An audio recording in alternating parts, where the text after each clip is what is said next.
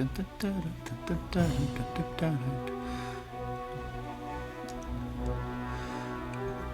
really need to finish doing this edit. Maybe speed it up. I don't know. Yeah, forget it. I'm just going to go ahead and cut in here. Hey, Guilty, thank you for naming first.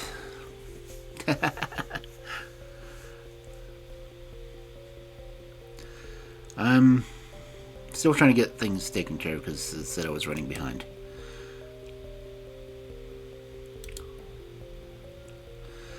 And I'm also doing an experiment, which if you can find my secret YouTube channel, you might see the behind the scenes of me doing this. Because I had the weird-ass idea to actually see if I'm that animated when I'm speaking. Oh! Now Kelly's going to do all my timers. How nice of her.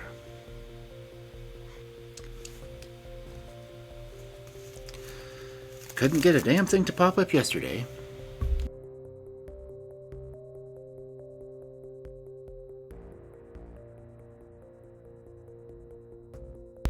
Wow, that ear scratches was kind of short. I thought I changed the timing on it.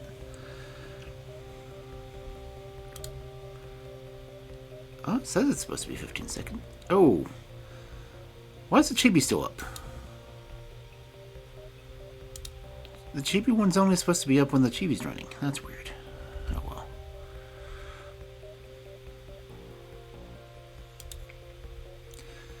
But anyway, I need to get back on here before my webcam decides to disconnect me. Okay.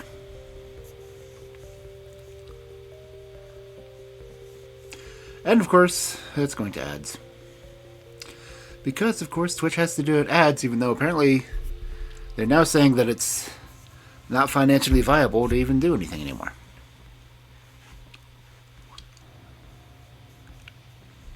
But that's Twitch for you.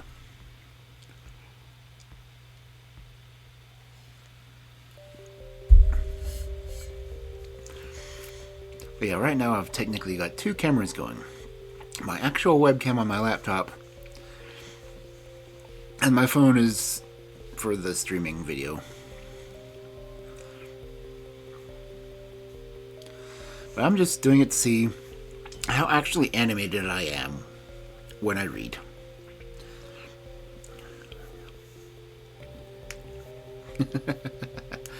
I figured a Friday Night Fairy Tale with me drinking a little bit of alcohol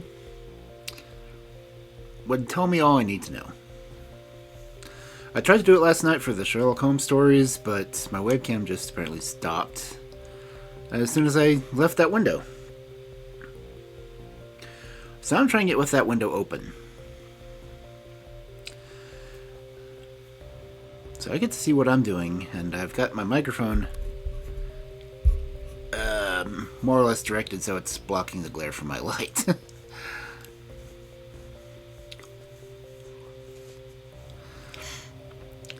But that's it. I'm going to do regular fairy tale reading and just try not to pay attention to what I see in my screen.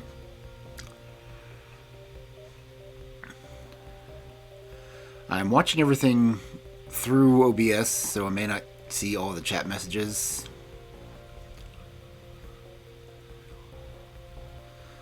So if I miss something, I apologize, but I'm kind of running half blind at the moment.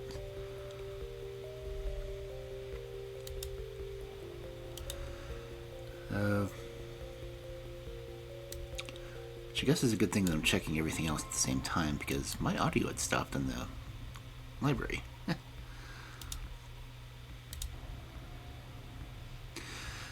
And it says we still got 33 seconds of ads. 32, 31, 30. Now you guys should see it on screen. I think I've got it visible.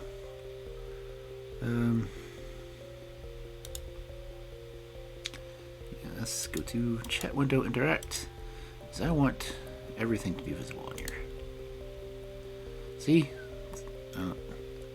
Just says in progress. I need to... I can't reach my keyboard.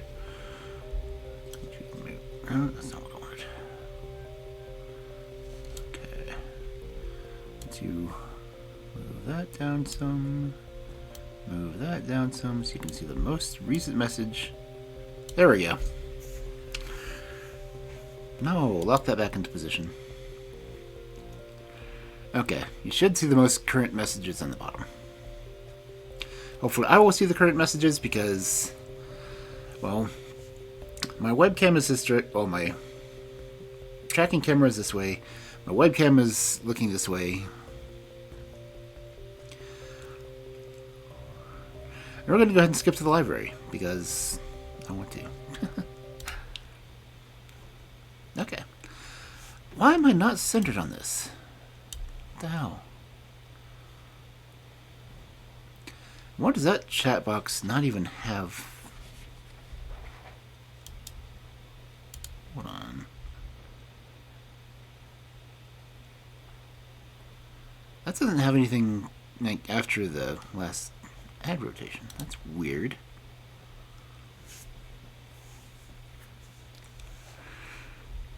But anyway, thank you for being first redeem, and thank you for the chibi ear scritches. I didn't get it set up properly, that's why it ran when it shouldn't have.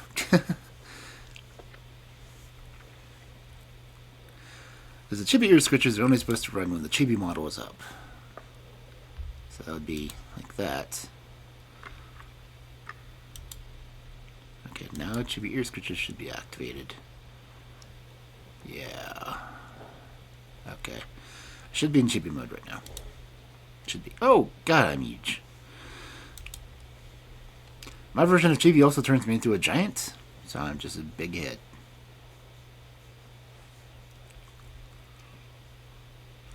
I've not worked out the finer kinks of making sure the sizes are right when it switches.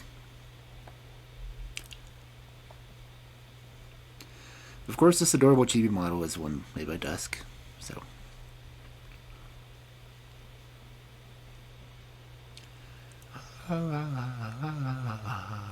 Okay. It is 9:06. And again, I am drinking wine tonight.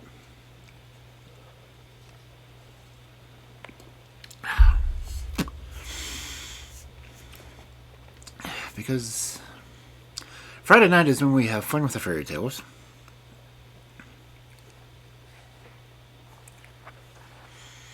I might have more fun with it than people listening, but still, it's always interesting to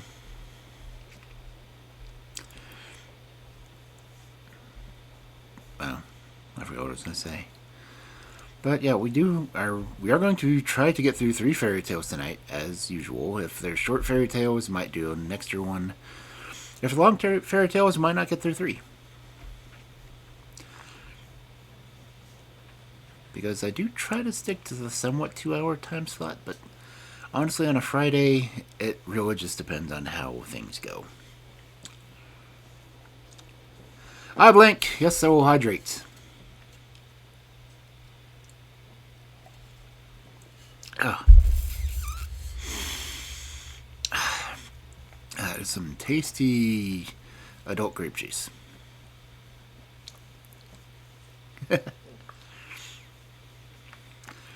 How you doing, Blank?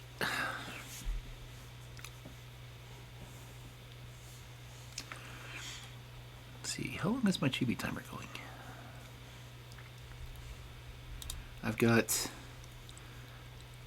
another 2.5. Oh yeah, I did change the chibi timer to 5 minutes. Okay. So about 2.5 minutes of being a chibi. I'm doing pretty good. As I said, I got on a little bit later. Well, I was running behind anyway because I was at my sister's 50th birthday dinner, so.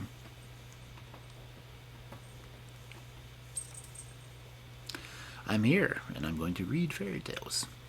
Eventually. Looks like I've got 2 minutes before I usually start, just in case anyone wants to come in. At least open a window so you can lurk on me, rambling and doing various fairy tale voices for your entertainment.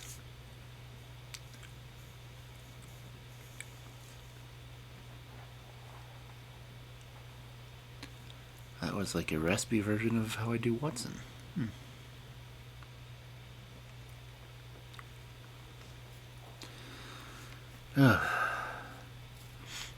Oh, you're watching an anime too? Cool. Which one are you watching?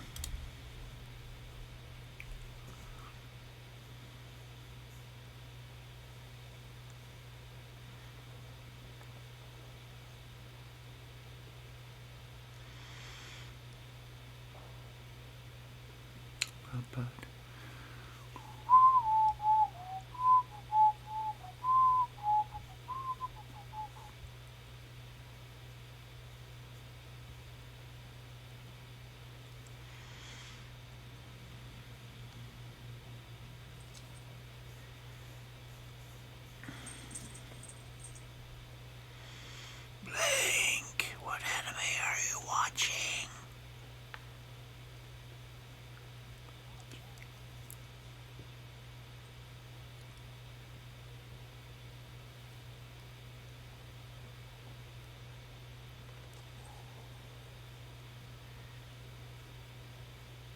I see. Okay. Well, fine then. Oh, Life of the Immortal King. Okay. Don't think I've heard of that one, but it sounds interesting.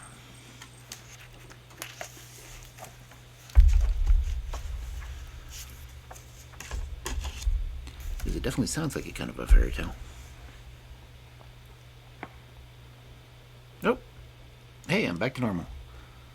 Ah, Crunchyroll or Netflix. Okay, I'll have to look for it. Because I've got Netflix, I haven't been able to break down to get Crunchyroll yet. That, and I'm not singularly covering my Netflix bill at this moment either. Don't tell them. Oh, Daily Life of an Immortal King.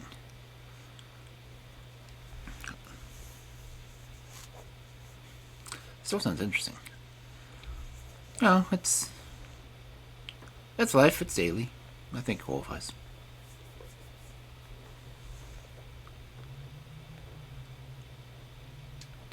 An Amaranth appears in chat. I've lost track of so many Pokemon. I don't even know where anything is anymore. I mean, the only Pokemon game I have ever personally played, besides Pokemon Go, is the card game. And that's been 20 years ago.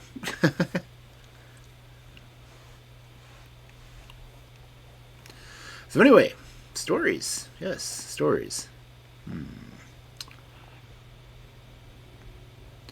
Because fairy tales is what we do on Fridays.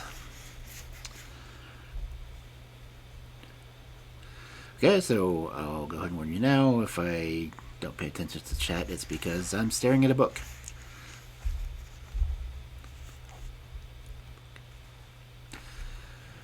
Because I really get into the books when I read. So.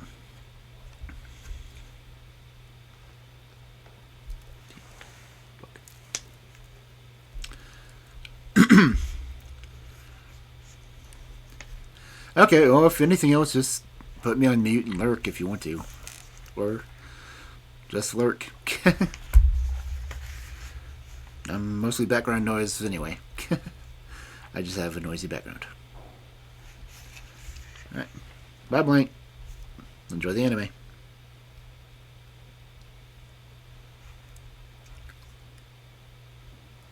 A good catch. So, our first story for the night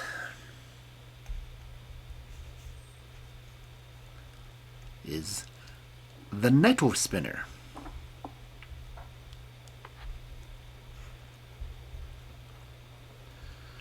Once upon a time there lived in Queenszoy, in Flanders, a great lord whose name was Burchard, but whom the country people called Burchard the Wolf. Now Burchard had such a wicked, cruel heart that it is whispered how he used to harness his peasants to the plough, and force them, by blows from his whip, to till his land with naked feet. His wife, on the other hand, was always tender and pitiful to the poor and miserable. Every time that she heard another misdeed of her husband's, she secretly went to repair the evil, which caused her name to be blessed throughout the whole countryside. The Countess was adored as much as the Count was hated. One day, when he was out hunting, the Count passed through a forest, and at the door of a lonely cottage he saw a beautiful girl spinning hemp. "What is your name?" he asked her. "Renalda, my lord." "You must get tired of staying in such a lonely place." "I am accustomed to it, my lord, and I never get tired of it." "That may be, but come to the castle, and I will make you a lady's maid to the Countess." "I cannot do that, my lord. I have to look after my grandmother, who is very helpless." "Come to the castle, I tell you. I shall expect you this evening." And he went on his way. But Renalde, who was betrothed to a young woodcutter named Gilbert, had no intention of obeying the Count, and she had, besides, to take care of her dear grandmother. 3 days later, the Count passed by again. "Why didn't you come?" he asked the pretty spinner. "I told you, my lord. I have to look after my grandmother." "Come tomorrow, and I will make you a lady-in-waiting to the Countess." And he went on his way. This offer produced no more effect than the other, and Renalde did not go to the castle. "If you will only come," said the Count to her when he next rode by, "I will send away the Countess and marry you." But 2 years before, when Renalde's mother was dying of a long illness, the Countess had not forgotten them, but had given help when they sorely needed it. So even if the Count had really wished to marry Renalde, she would always have refused. Some weeks passed before Bouchard appeared again. Renalde hoped she had got rid of him, but when one day he stopped by the door, his duck gun under his arm and his game bag on his shoulder. This time, Renalde was spinning not hemp, but flax.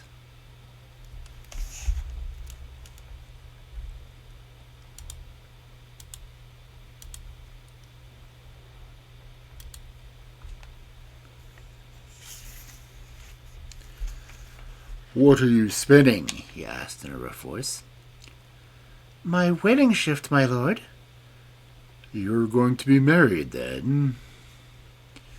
"Yes, my lord, by your leave." For at that time no peasant could marry without the leave of his or her master. "I will give you leave on one condition. Do you see those tall nettles that grow on the tombs of the courtyard? Go and gather them and spin them into 2 fine shifts. One shall be your bridal shift, and the other shall be my shroud. For you shall be married the day I am laid in my grave." And the Count turned away with a mocking laugh.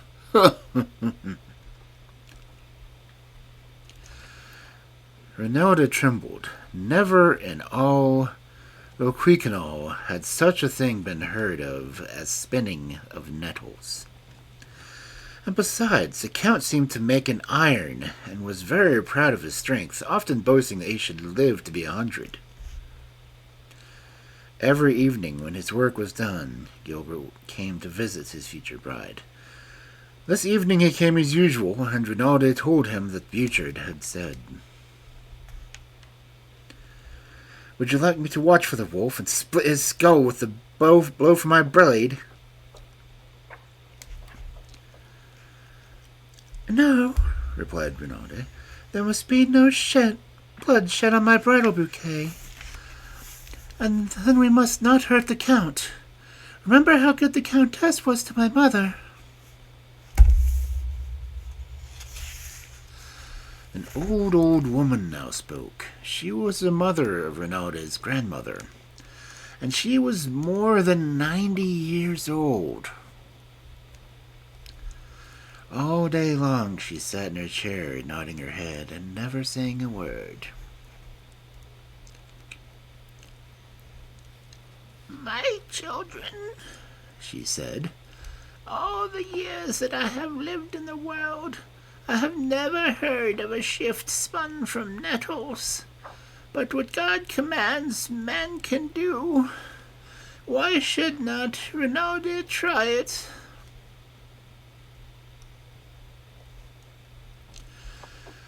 Rinaldi did try, and to her great surprise, the nettles, when crushed and prepared, gave a good thread, soft and light and firm. Very soon she had spun the first shift, for which was to be for her own wedding. She wove and cut it out at once, hoping that the Count would not force her to begin the other. Just as she had finished sewing it, Burchard the wolf passed by. "Well," he said, "how are the shifts getting on?" "Here, my lord, is my wedding garment," answered Rinaldi, showing him the shift, which was the finest and whitest ever seen. The Count grew pale, but he replied roughly, "Very good. You may begin the other." The spinner set to work. As the Count returned to the castle, a cold shiver passed over him, and he felt, as the saying is, that someone was walking over his grave. He tried to eat his supper, but could not. He went to bed shaking with fever, but he did not sleep, and in the morning he could not manage to rise. This sudden illness, which every instant became worse, made him very uneasy. No doubt Rinaldi's spinning wheel knew all about it. Was it not necessarily that his body, as well as his shroud, should be ready for his burial? First thing Burchard did was to send to Rinaldi to stop her wheel. Rinaldi obeyed, and that evening Gilbert asked her, "Has the Count given his consent to our marriage?" "No," said Rinaldi. "Continue your work, sweetheart. It is the only way of gaining it. You know he told you so himself."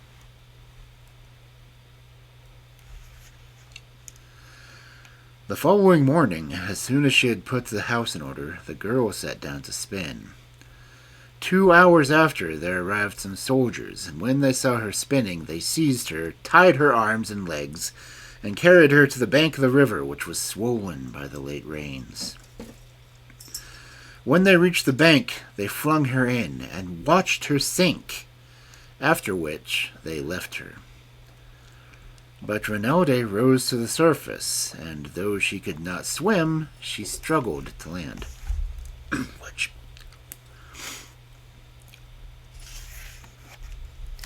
Directly she got home and sat down and began to spin. Again came 2 soldiers to the cottage and seized the girl, carried her to the river bank, and tied a stone to her neck, and flung her into the water.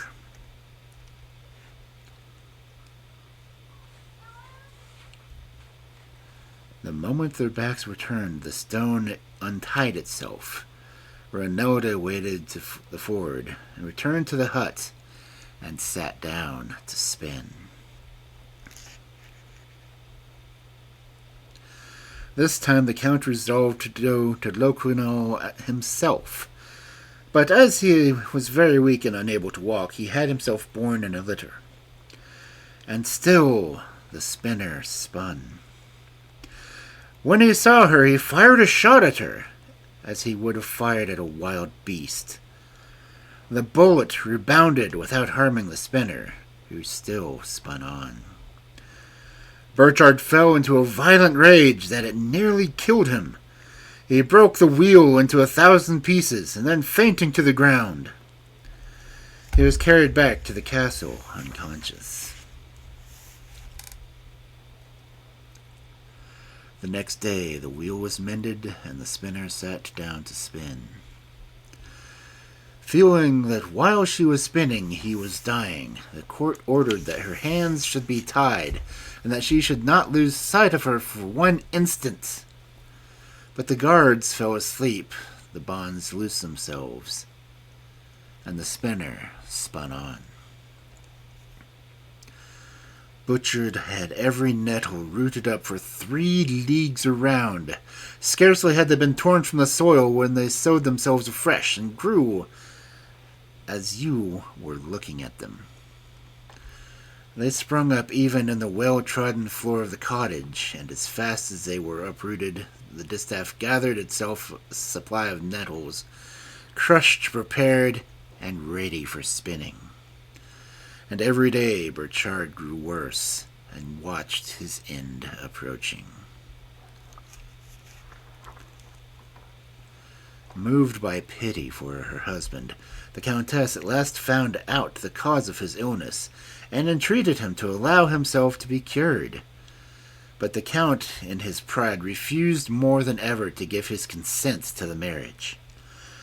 So the lady resolved to go without his knowledge to pray for mercy from the spinner, and in the name of Rinaldi's dead mother, she besought her to spin no more.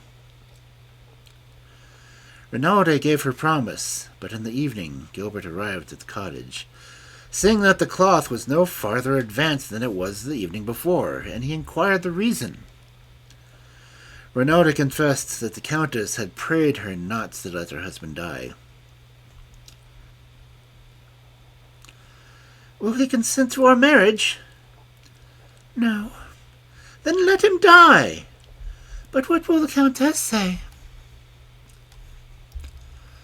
"The Countess will understand that it is not your fault. The Count alone is guilty of his own death." "Let us wait a little. Perhaps his heart may be softened." So they waited for 1 month, for 2, for 6, for a year. The spinner spun no more. The Count had ceased to prosecute her, but he still refused his consent to the marriage. Gilbert became impatient. The poor girl loved him with her whole soul, and she was more unhappy than she had been before, when Burchard was only tormenting her body. "Let us have done with it," said Gilbert. "Wait a little," pleaded Rinaldi. But the young man grew weary. He came more and more rarely to Locuanol, and very soon he did not come at all. Rinaldi felt as if her heart would break, but she held firm. One day she met the Count. She clasped her hands as if in prayer and cried, "My lord, have mercy!" Burchard the wolf turned away his head and passed on. She might have humbled his pride had she gone to her spinning wheel again, but she did nothing of the sort. Not long after, she learnt that Gilbert had left the country. He did not even come to say goodbye to her, but all the same she knew the day and the hour of his departure, and hid herself on the road to see him once more. When she came in, she put her silent wheel in a corner and cried for 3 days and 3 nights.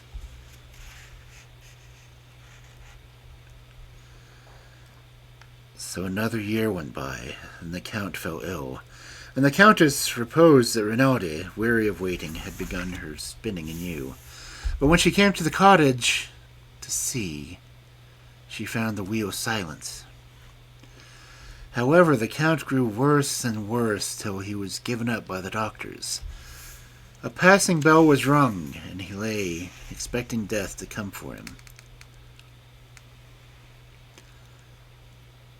But death was not so near as the doctors thought, and still he lingered. He seemed in a desperate condition, but he neither got better nor worse. He could neither live by nor die. He suffered horribly and called loudly on death to put an end to his pains. In his extremity he remembered what he had told the little spinner long ago. If death was so slow in coming, it was because he was not ready to follow him, having no shroud for his burial. He sent to fetch Renate and placed her by his bedside and ordered her at once to go on spinning his shroud. Hardly had the spinner begun to work when the Count began to feel his pains grow less. Then at last his heart melted, for he was sorry for all the evil he had done out of pride, and implored Renate to forgive him. So Renate forgave him, and went on spinning night and day. When the thread of the nettles was spun, she wove it with her shuttle, and then cut the shroud, and began to sew it. And as before, when she sewed, the Count felt his pains grow less, and his life sinking within him. When the nettle made the last stitch, he gave his last sigh.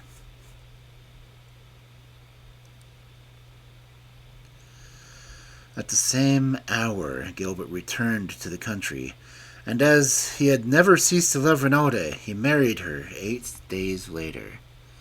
He had lost 2 years of happiness, but comforted himself with thinking that his wife was a clever spinner, and, what was much more rare, a brave and good woman.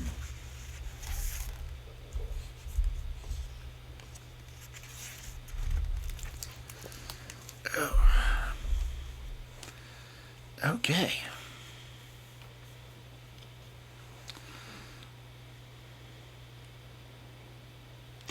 She kept her promise to the queen, so...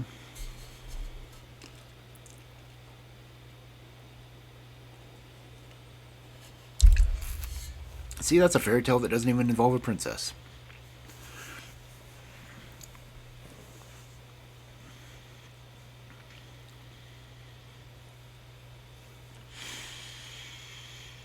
Although, I guess she could have become a countess if she had taken him up on the offer.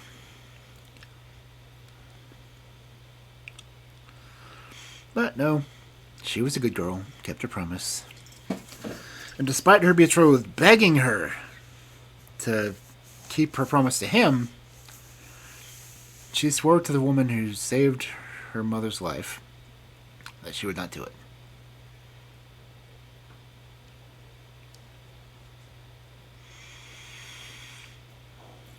See, not all fairy tales are princes and princesses.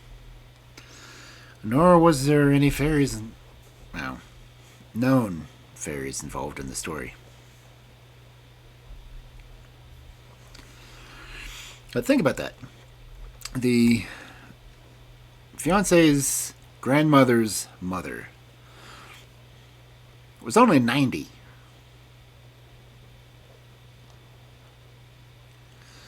My grandmother right now is 92. So these could have been my kids, if I had any, I guess.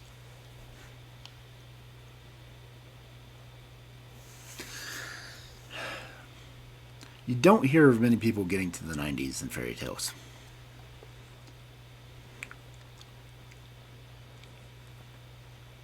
And quite honestly, my grandmother wouldn't have been sounding feeble. She would have smacked the hell out of me.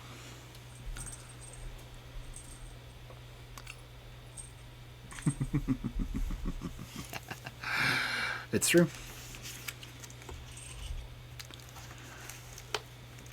My people were very long-lived.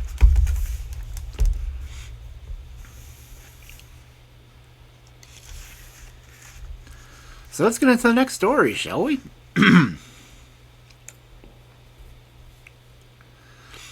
Our next fantastical fairy tale for this Friday night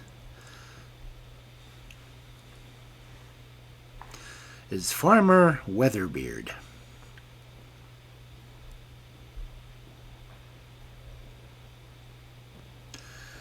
There was once upon a time a man and a woman who had only one son, and he was called Jack. The woman thought it was his duty to go out to service, and told her husband that he was to take him somewhere.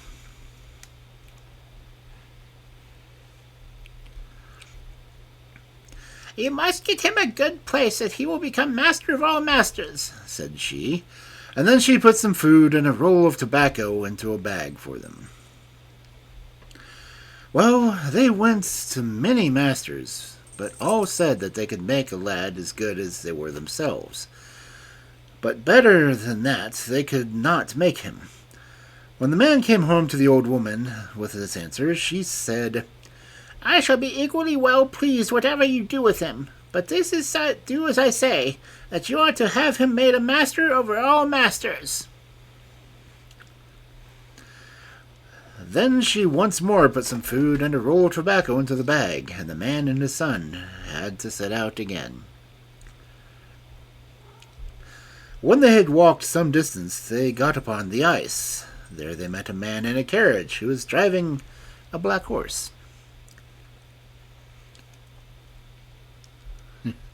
"Where are you going?" he said. "I've got to go and get my son apprenticed to someone who will be able to teach him a trade. For my old woman comes to me well-to-do folk, that she insists on being taught to be the master of all masters," said the man.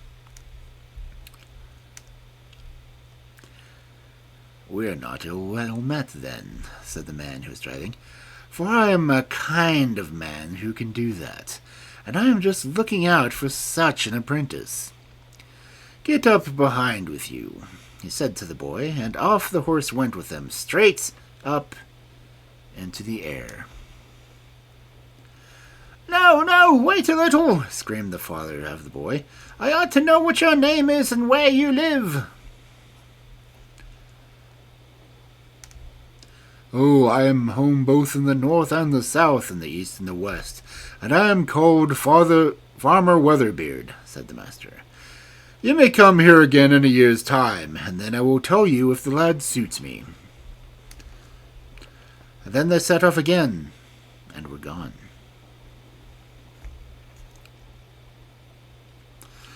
When the man got home, the old woman inquired what had become of the son. "Heaven only knows what's to become of him," said the man. "They went up aloft." And then he told her what had happened. But when the woman heard that, and found that the man did not at all know either where the son was and would be out of his apprenticeship, or where he had gone, she packed him off again to find out, and gave him a bag of food and a roll of tobacco to take away with him.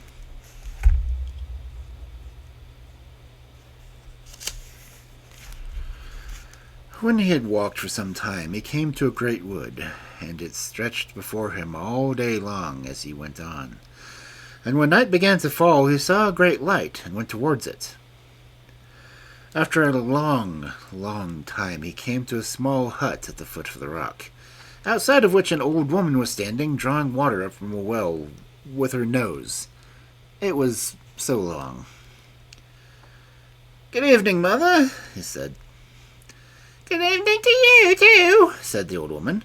"No one has called me mother for years, at least 100.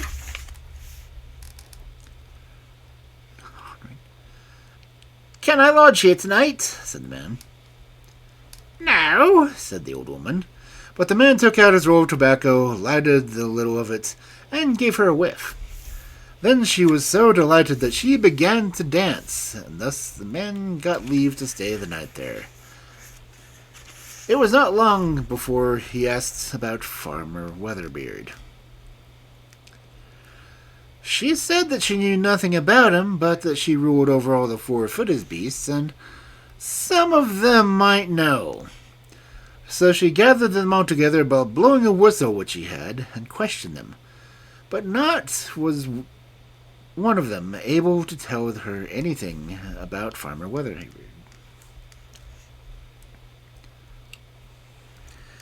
"Well," she said, "there are 3 of us sisters. It may be that one of the other 2 knows where he is to be found. You shall have the loan of my horse and carriage, then you will get there by night. But our house is 300 miles off. Go to the nearest way you will."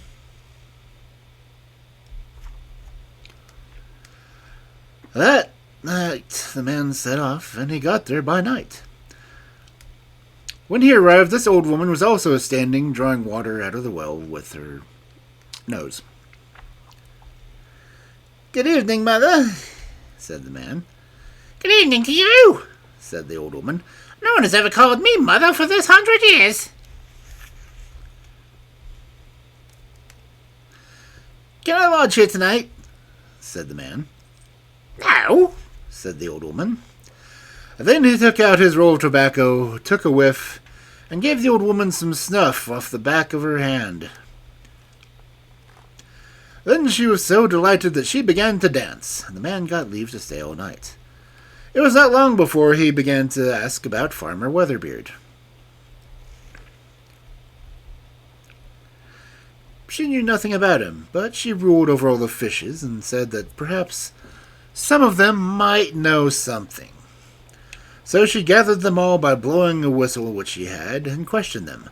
But there was not one of them which knew anything about Farmer Weatherbeard. "Well," said the old woman, "I've got another sister. Perhaps she may know something about him. She lives 600 miles off, but you shall have my horse and carriage, and then you will get there by nightfall."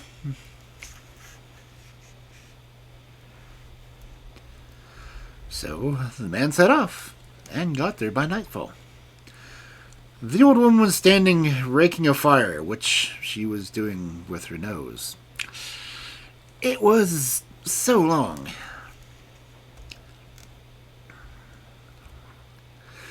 "Good evening, mother," said the man. "Good evening to you," said the old woman. "No one has called me mother for this 1,000 years.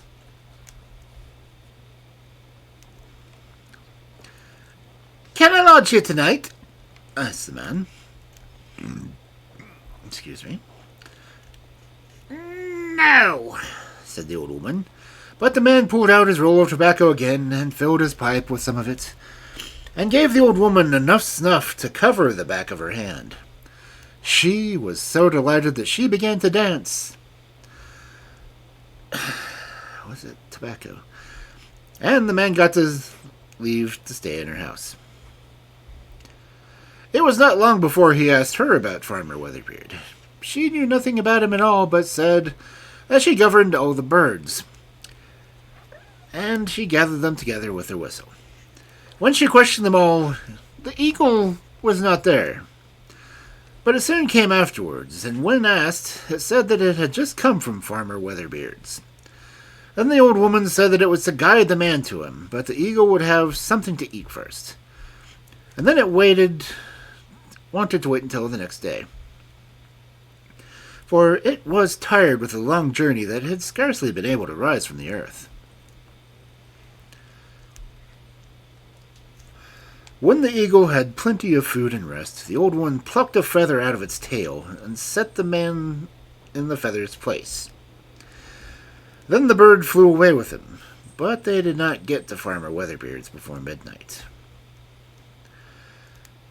When they got there, the eagle said, "There are many great bodies lying outside the door, but you must not concern yourself about them. The people who are inside the house are so well sound asleep that it will not be easy to wake them. But you must go straight to the table drawer and take out 3 bits of bread. If you hear anyone snoring, pluck 3 feathers from his head. He will not awaken for that."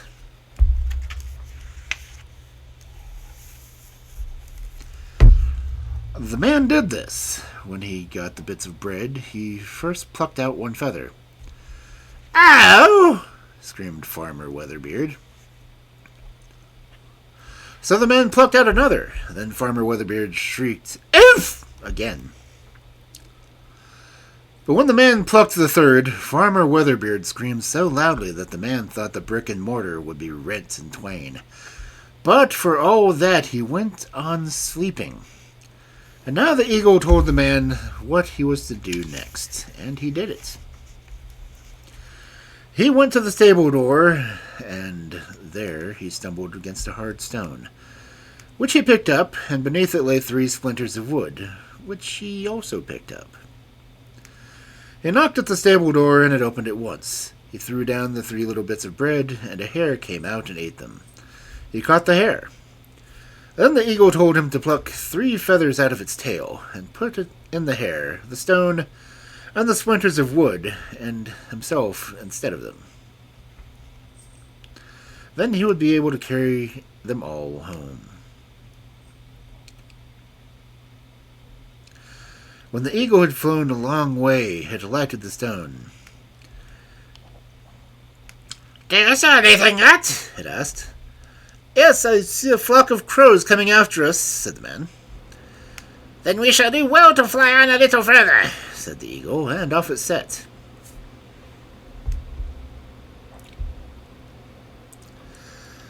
In a short time, it asked, "Do you see anything yet?" "Yes, the crows are now close behind us," said the man. "Throw down the 3 feathers which you plucked out of his head," said the eagle. So the man did this, and no sooner had he flung them down than the feathers became a flock of ravens, which chased the crows home again. Then the eagle flew on much further with the man, but at length it alighted on the stone for a while. "Do you see anything?" it said. "I'm not quite certain," said the man, "but I think I see something coming in the far distance." "Then we shall do well to fly on a little further," said the eagle, and away it went. "Do you see anything now?" it said, after some time had gone by. "Yes, they're close behind us," said the man. "Then throw down the splinters of wood which you took from beneath the grey stone by the stable door," said the eagle.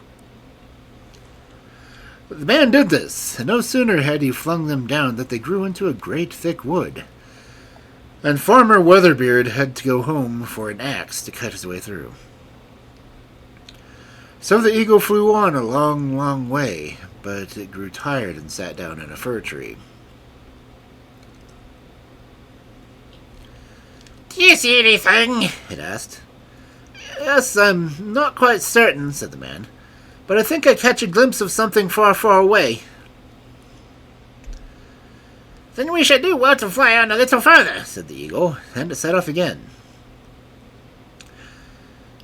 "Do you see anything now?" it said after some time had gone by. "Yes, he is close behind us now," said the man. "Then you must fling down the great stone which you took away from the stable door," said the eagle. The man did so, and it turned into a great high mountain of stone, which Farmer Weatherbeard had to break his way through before it could follow them. But when he had got to the middle of the mountain, it broke off one of his legs, and so he had to go home to put it right.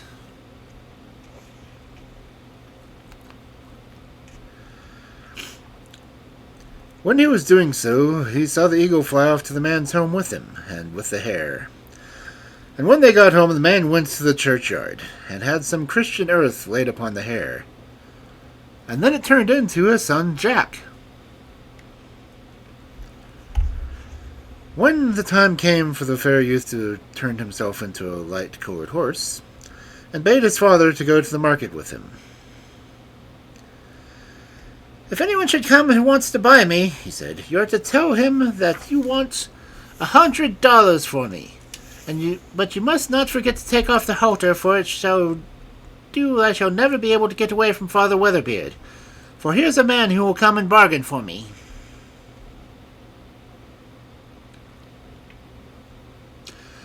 And thus it happened. A horse dealer came who had a great fancy for bargain for the horse, and the man got $100 for it. But when the bargain was made, Jack's father had got the money.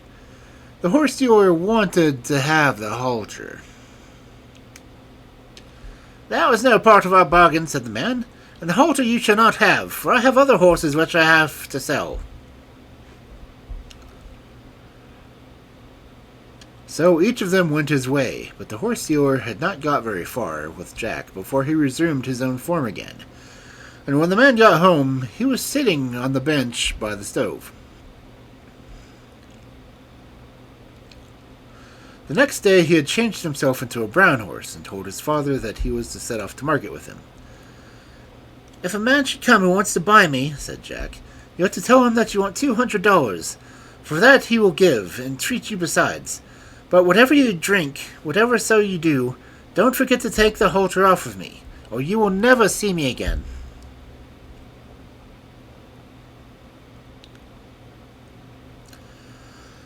And thus it happened. The man got his $200 for the horse and was treated well. And when they parted from each other, it was just as much as he could remember to take off the halter. But the buyer had not gone far on his way before the youth took his own form again. And when the man reached home, Jack was already sitting on the bench by the stove.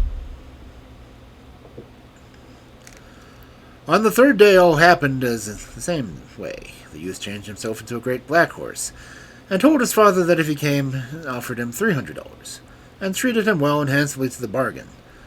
He was to sell him again, but whatsoever he did, or howsoever he drank, he must not forget to take off the halter, or else he himself would never get away from Father Weatherbeard, as long as he lived. No, said the man, I will not forget.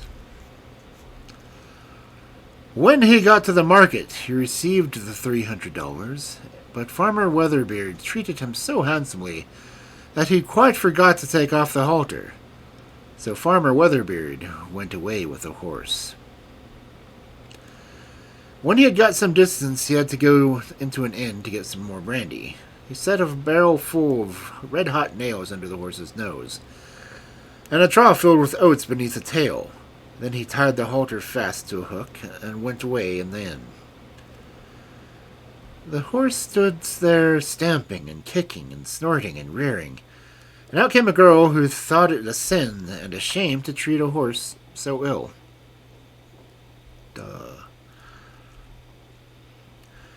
Ah, poor creature, what a master you must have to treat you like this.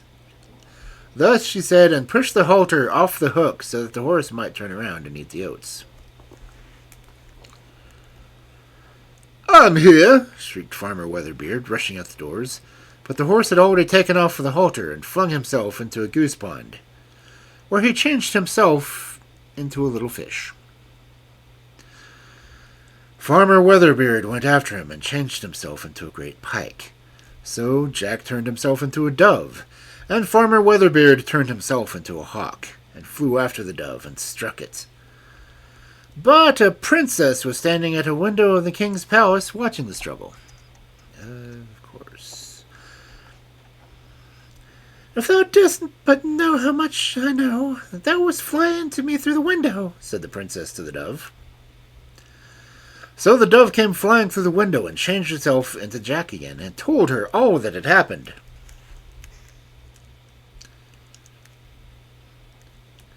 "Change thyself into a gold ring, and set thyself on my finger," said the princess.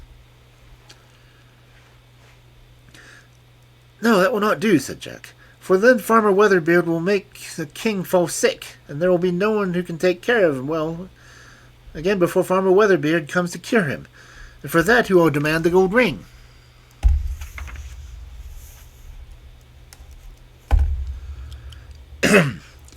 "I will say that it was my mother's, and that I will not part with it," said the princess. So Jack changed himself into a ring and set himself on the princess's finger, and Farmer Weatherbeard could not get at him there. But then all the youth had foretold came to pass. The king became ill, and there was no doctor who could cure him till Farmer Weatherbeard arrived, and he demanded the ring which was on the princess's finger as reward. So the king sent a messenger to the princess for the ring. She, however, refused to part with it, because she had inherited it from her mother. When the king was informed of this, he fell into a rage and said that he would have the ring, let her have her inherited it from whom she might.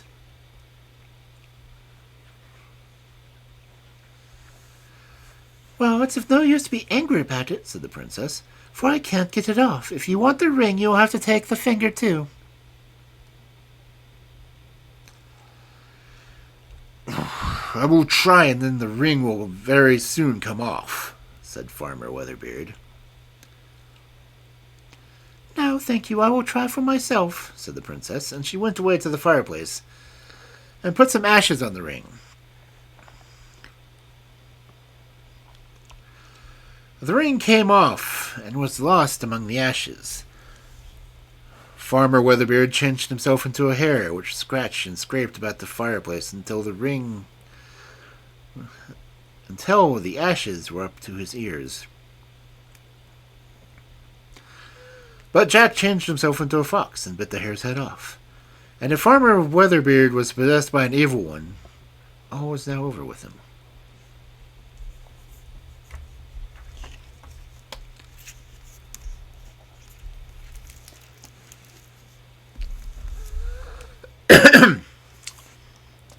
What the...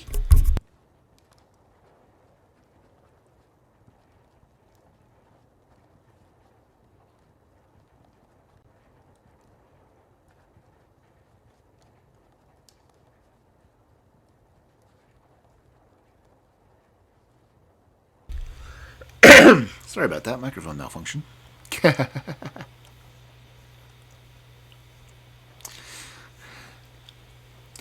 Honestly, was anyone able to keep track of that?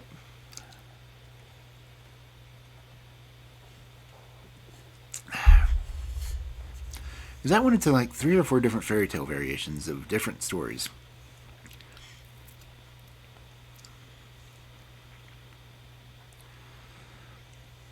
And did Jack actually become the master of all masters? The world may never know.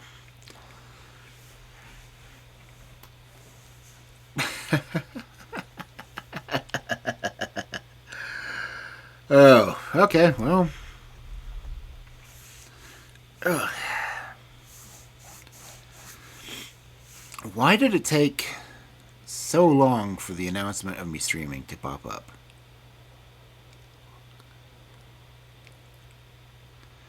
And it didn't pop up until this story, and we're almost already at ad break again.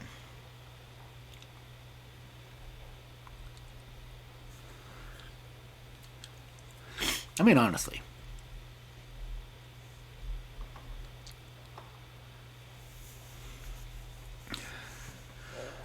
But that was the second story for the night, so I guess we're doing pretty good. It's not even 10 yet.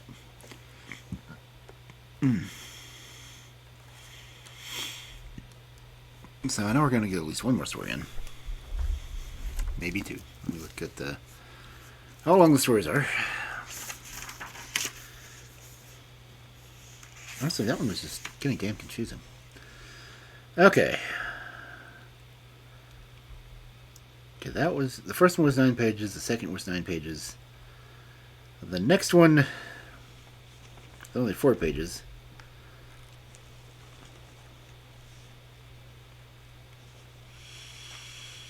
Might get to 4 stories tonight. There's another one, next one's going to be Mother Holle. Or Holle. After that is Minnikin. Minnikin is 16 pages long.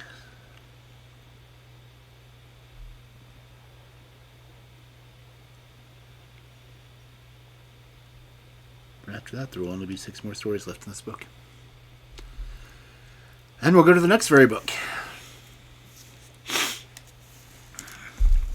I have one minute, so I'm going to mute the mic.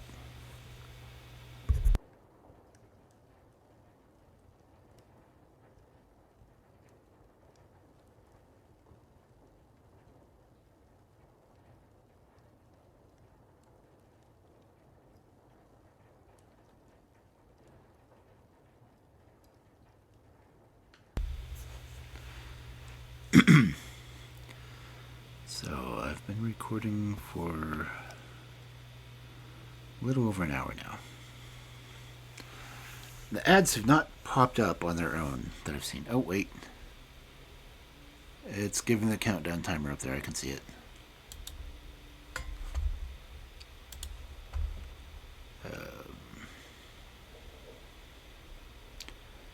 Why it isn't showing on my regular window, I don't know. Okay. The ads start in a minute, and it'll be a 3-minute ad break, so So, short break. I will see you all when it comes back.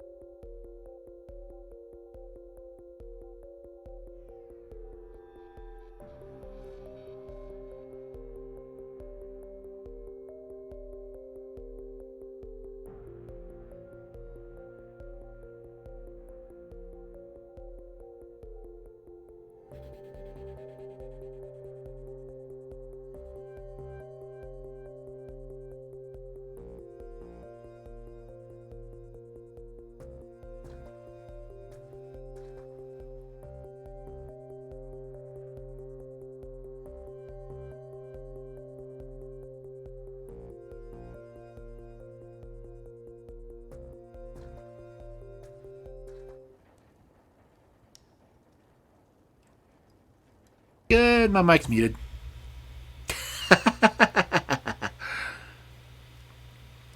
Okay, we're back. The ads are over. Hurrah! That last story was very confusing to me, and I'd read it before. I kept wanting to say Father Weatherbeard instead of Farmer Weatherbeard, but different versions of the fairy tales will use different names. But we all notice that the general generic name and probably most popular name in fairy tales is Jack. So if you don't read fairy tales, you don't know Jack. Okay, that's just...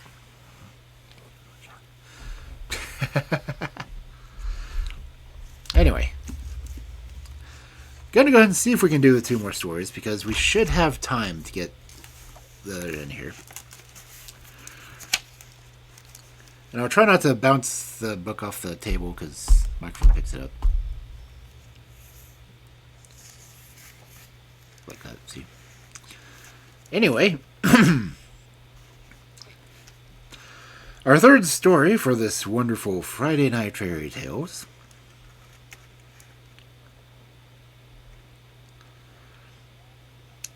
I can never remember if it's pronounced Holle or just Holle, but you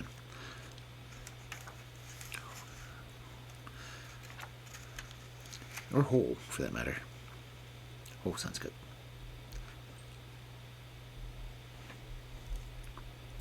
Anyway.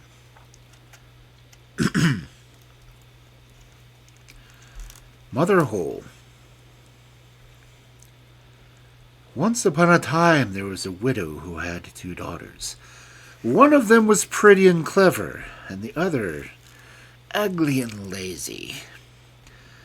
But as the ugly one was her only daughter, and she liked her far best of the 2... Okay, I'm going to go and start this one over because we're on the second line, and it needs to have a little bit more explanation. She is a widow, but she has 2 daughters. One of them is a stepdaughter. Of course. Anyway. Let's try this again. Mother Holle. Once upon a time there was a widow who had 2 daughters. One of them was pretty and clever, and the other ugly and lazy. But as the ugly one was her own daughter, she liked her far the best of the 2. And the pretty one had to do all the work of the house, and was in fact the regular maid of all work.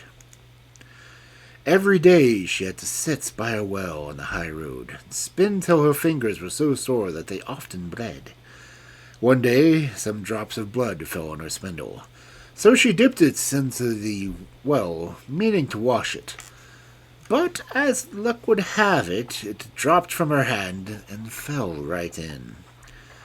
She ran weeping to her stepmother, who told her what had happened.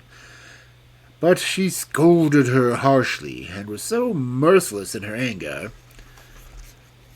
She said, Since you've dropped the spindle down, you must go after it yourself, and don't let me see your face again until you bring it with you.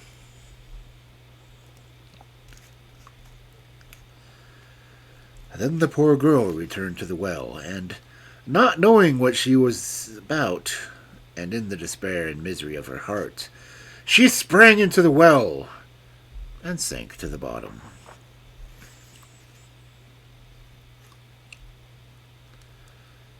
For a time she lost all consciousness, and when she came to herself again she was lying in a lovely meadow, with the sun shining brightly overhead, and 1,000 flowers blooming at her feet. She rose up and wandered through this enchanted place till she came to a baker's oven full of bread, and the bread called out to her as she passed, "Oh, take me out, or I shall be burnt to a cinder. I'm quite done enough." So she stepped up quickly to the oven and took out all the loaves, one after the other. And then she went on a little farther and came to a tree laden with beautiful rosy-cheeked apples.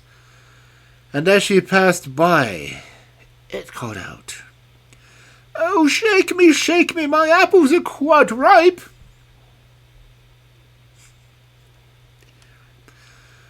She did as she was asked, and shook the tree till the apples fell like rain, and none were left hanging.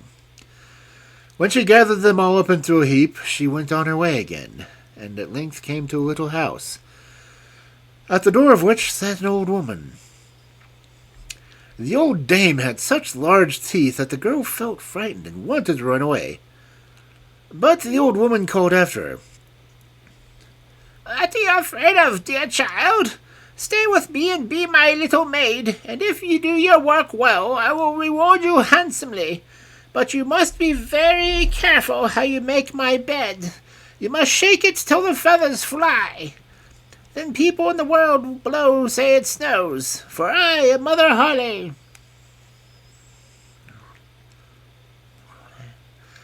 She spoke so kindly that the girl took her heart and agreed readily to enter her service. She did her best to please the old woman, and shook her bed with such a will that the feathers flew about like snowflakes. And so she led a very easy life, was never scolded, and lived on the fat of the land.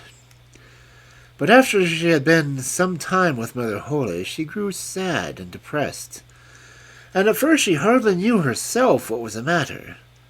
At last she discovered that she was homesick. And so she went to Mother Holle and said, "I know that I am 1,000 times better off here than I ever was in my life before. But, notwithstanding, I have a great longing to go home, in spite of all your kindness to me. I can remain with you no longer, but I must return to my own people." "Your desire to go home pleases me," said Mother Holle. "And because you have served me so faithfully, I will show you the way back into the world myself." She took her by the hand and led her to an open door, and as the girl passed through it, there fell a heavy shower of gold all over her, till she was covered with it from top to toe. "That's a reward for being such a good little maid," said Mother Holle, and she gave her the spindle, too, that had fallen into her well. Then she shut the door, and the girl found herself back in the world again, not far from her own home. And when she came to the courtyard, the old hen who sat on the top of the wall cried out, "Quack, quack, quack! The old golden maiden's come back!"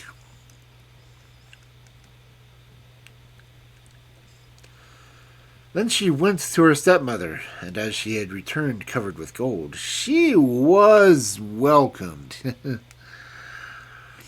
She proceeded to tell all that had happened to her, and when the mother heard how she had come by her riches, she was most anxious to secure the same luck with her idle, ugly daughter.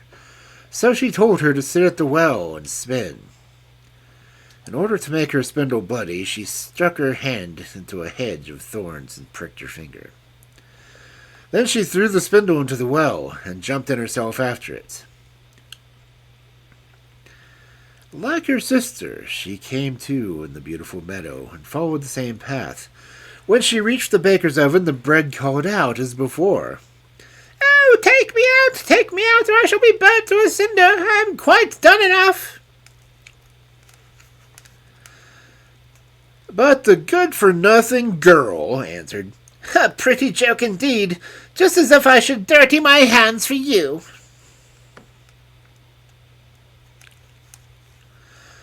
And on she went. Soon she came to the apple tree, which cried, "Oh, shake me, my apples are all quite ripe." "I'll see myself farther," she replied. "One of them might fall upon my head." And so she pursued her way. When she came to Mother Holle's house, she hadn't the least afraid, for she had been warned about the big teeth, and she readily agreed to become her maid. The first day she worked very hard and did all her mistress told her, for she thought the gold she would give her. But on the second day she began to be lazy. On the third day she wouldn't even get up in the morning. She didn't make Mother Holle's bed as she ought to have done, and never shook it enough to make the feathers fly. So her mistress grew weary of her, and dismissed her. So much for a lazy creature's delight. For now, she thought, the shower of golden rain will come. Mother Holle led her to the same door as she'd done with her sister. But when she passed through it, instead of rain of gold, a kettle full of pitch came showering over her. That's a reward for your service, cried Mother Holle, and she closed the door behind her with a slam. So the lazy girl came home, all covered with pitch, and when the old hen on top of the wall saw her, it cried out, "Clack, clack, clack! Our dirty slut's come back!" But the pitch remained sticking to her, and never as long as she lived could she get it off.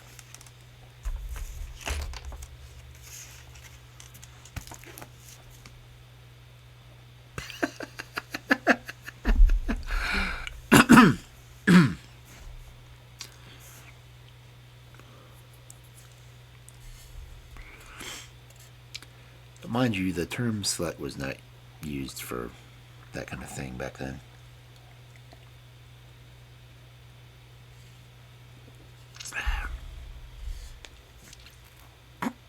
It's still funny, though. And this is why I rate my streams 18 plus. Because you never know what kind of terms fairy tales will use.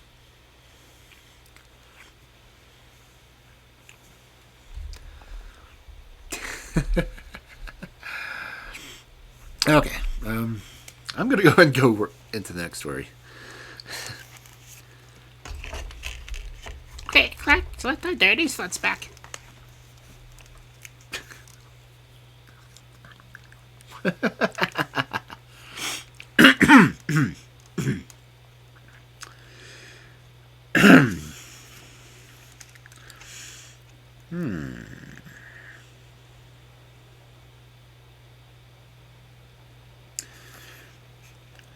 Is this the one I think it is?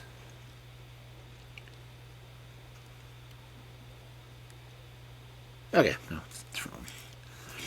I thought I'd read this one before, but skimming through it real quick, it doesn't look like the same one I know.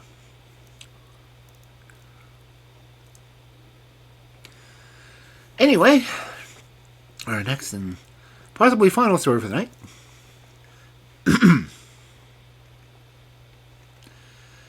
Minnikin. There once upon a time a couple of needy folk who lived in a wretched hut, in which there was nothing but black want. They had neither food nor to eat nor wood to burn. But if they had nothing at all, they had the blessing of God so far as children were concerned, and every year brought one more of them.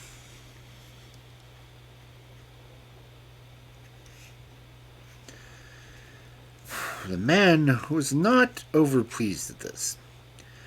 He was always going around grumbling and growling and saying that it seemed to him that there might be such thing as having too many of a good thing.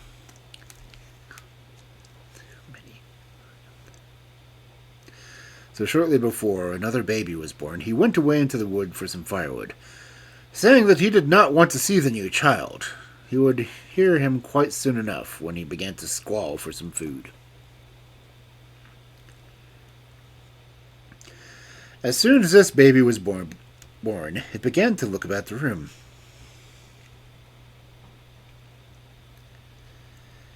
Dear mother, he said, me some of my brother's old clothes and food enough for a few days, and I will go out into the world and seek my fortune, for, so far as I can see, you have children enough.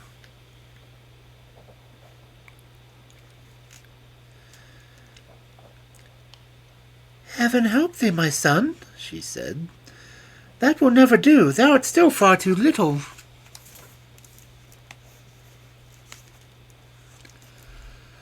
But the little creature was determined to do it, and begged and prayed so long that the mother was forced to let him have some old rags, and tie up a little food for him. Then gaily and happily he went out into the world.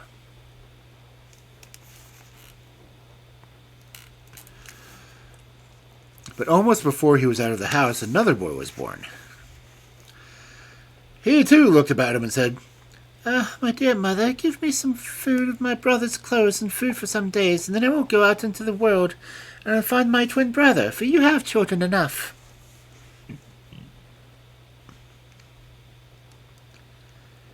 Heaven help thee, little creature, thou art far too little for that, said the mother.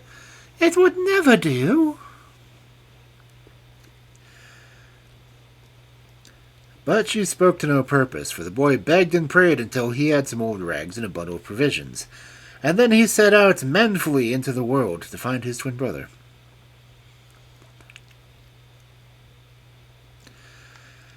When the youngster had walked for some time, he caught sight of his brother a short distance in front of him, and called out to him, and bade him to stop.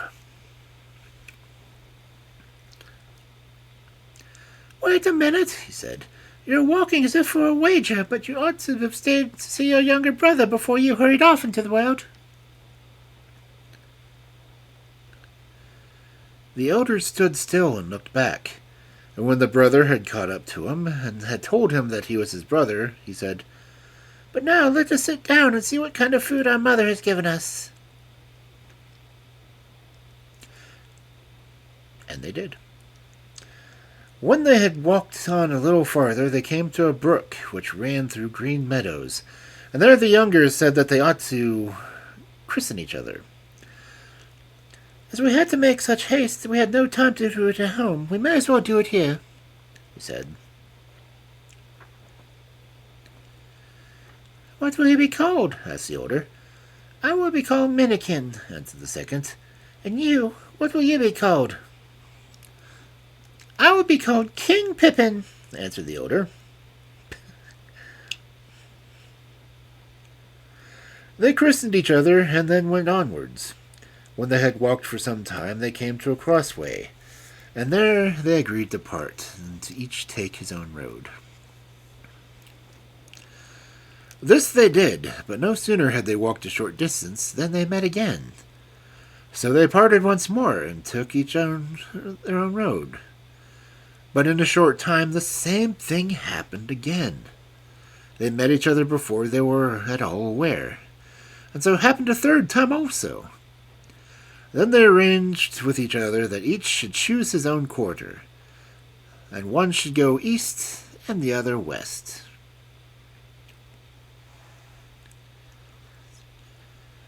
"But if you ever feel any need of trouble," said the older, "call me thrice, and I will come and help you. Only you must not call me until you are in the utmost need." "In that case we shall not see each other for some time," said Minnikin.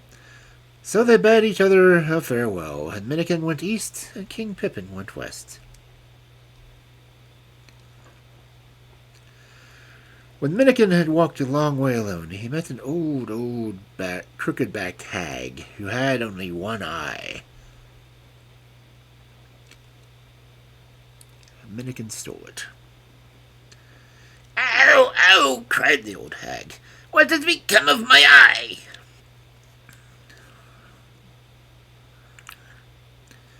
"What will you give me to get your eye back?" asked Minnikin. "I will give you the sword, which is such a sword that it will conquer the whole army. Let it ever be so great," replied the old woman. "Then let me have it, then," said Minnikin. The old hag gave him the sword, and so got her eye back. Then Minnikin went onwards. When he had wandered for some time again, he met an old crooked-backed hag, who had only one eye. Minnikin stole it before she was aware.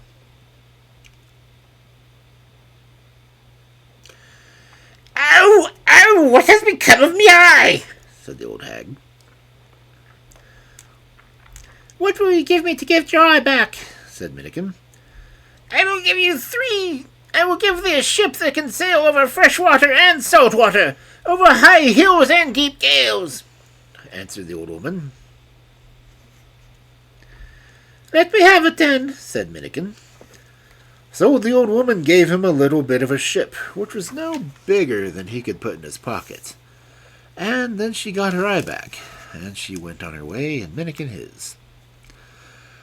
When he had walked on a long time, he met, for the 3rd time, an old crook-backed hag, who had only one eye.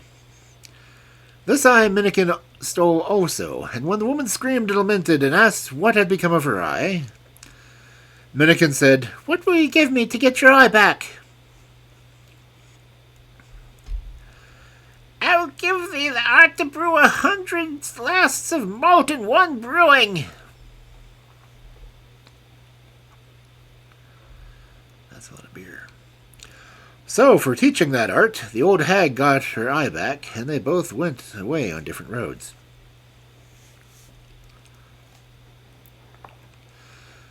But when Minnikin had walked a short distance, it seemed to him that it might be worthwhile to see what his ship could do. So he took it out of his pocket, and he first put one foot into it, and then the other. And no sooner had he put one foot into the ship than it became much larger, and when he set the other foot into it, it grew as large as ships that sail on the sea. Then Minnikin said, "Now go over fresh water and salt water, over high hills and deep dales, and do not stop until thou hast come to the king's palace." In an instant the ship went away as swiftly as any bird in the air, and still got just below the king's palace. And there it stood still. From the windows of the king's palace many persons had seen Minnikin come sailing there, and had stood to watch him, and they were all so astounded that they ran down to see what manner of man could this be who would come sailing in a ship through the air. But while they were running down from the king's palace, Minnikin had got out of the ship, and had put it back in his pocket again. For the moment he got out of it, it once more became small, as it had been when he got it from the old woman. And those who came from the king's palace could see nothing but a ragged little boy who was standing down by the seashore. The king asked where he had come from, but the boy said he did not know, nor yet could he tell them how he had gotten there. But he begged very earnestly and prettily for a place in the king's palace. If there was nothing else for him to do, he said he would fetch wood and water for the kitchen maid, and that he obtained leave to do. When Minnikin went up to the king's palace, he saw that everything there was hung with black, both inside and out, from the bottom to the top, so he asked the kitchen maid what it meant. "Oh, I will tell you that," answered the kitchen maid. "The king's daughter was long ago promised away by 3 trolls. The next Thursday evening one of them is to come to fetch her. Ritter Red has said that he will be able to set her free, but who knows whether he will be able to do it. So you may easily imagine what grief and distress we are all in here."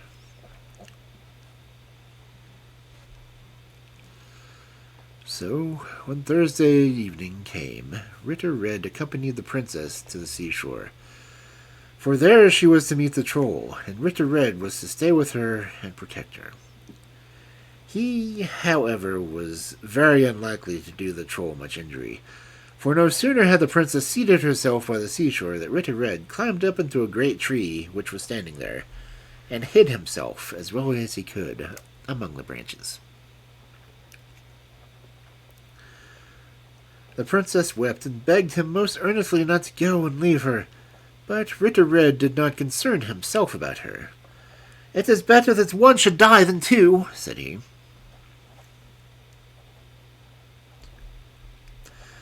In the meantime, Minnikin begged the kitchen maid very prettily to give him leave to go down to stand for a short time. What would you do down in the Strand?" said the kitchen maid.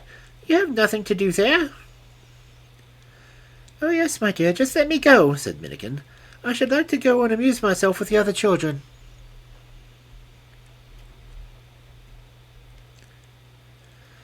"Well, go then," said the kitchen maid. "But don't let me find you staying there over the time when the pan is set to be on the fire for supper, and the roast put on the spit. And mind you bring back a big armful of wood for the kitchen."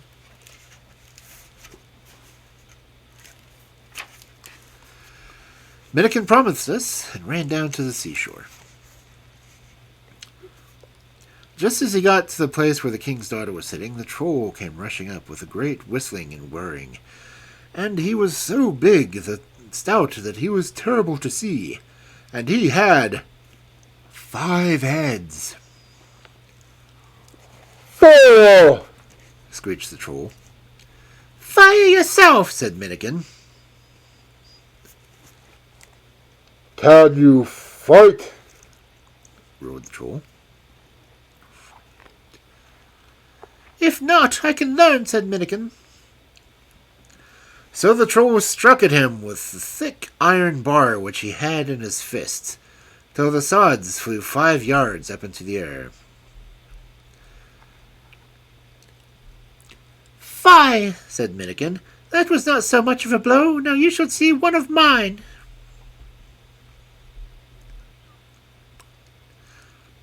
So he grasped the sword which he had got from the old crookback woman, and slashed at the troll so that all 5 heads went flying away over the sands. When the princess saw that she was delivered, she was so delighted that she did not know what she was doing, and skipped and danced.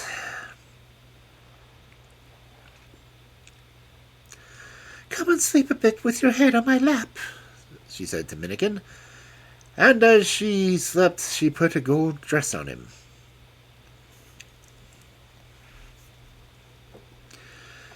But Ritter Red saw that there was no longer any danger afoot. He lost no time in creeping down from the tree.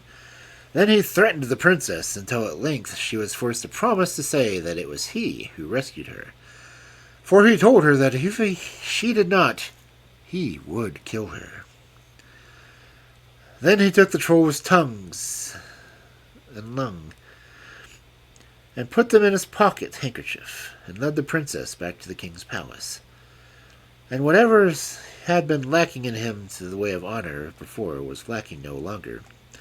For the king did not know how to exalt him enough, and always set him on his right hand at the table.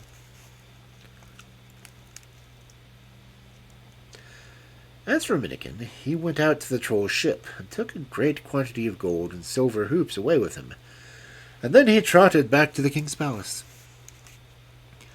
When the kitchen maid caught sight of all this gold and silver, she was quite amazed, and said, "My dear Minnikin, where have you got all that from?" For she was half afraid that he had not come by it honestly. "Oh," answered Minnikin, "I've been home a while, and these hoops had fallen off of some of our buckets, so I thought them here away with me for you."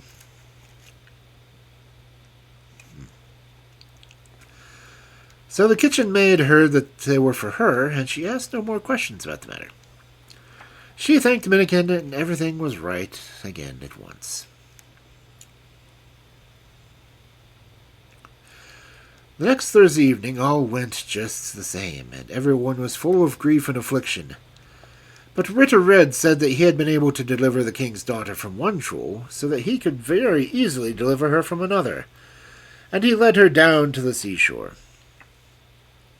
But he did not do much harm to this troll either, for when the time came the troll might be expected, he said that he had said before, "It is better that one should die than two," and he climbed up into the tree again.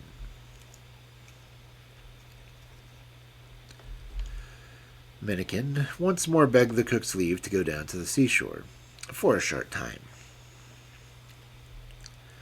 "Oh, what can you do down there?" said the cook. "Oh dear, do let me go," said Minnikin. "I should like to go down to there to amuse myself with the other little children."